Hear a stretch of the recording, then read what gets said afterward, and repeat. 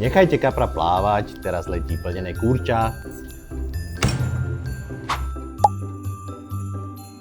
Kuracie pečienky, gaštany a jablko nakrájame na kocky. Na cibulke si urestujeme pečienky, miešame nakrájané pečivo, gaštany a jablko a dochutíme solou, korením, kyslou smotanou. Pridáme vajíčko a premiešame.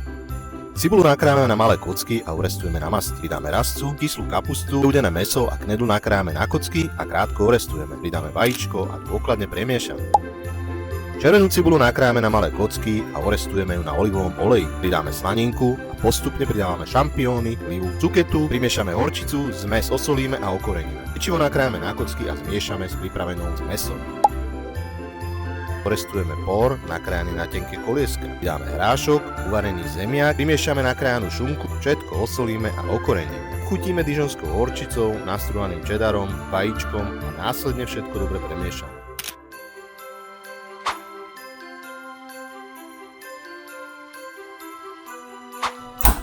Kurátko si necháme piecť do zlatista a ideme si naservírovať vianočný stôl. U nás sa vždy večeria s čistým a prestreným stolom.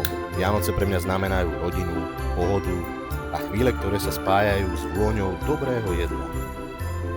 Tak šťastné a preplnené a celý recept si môžete pozrieť na 106.sk.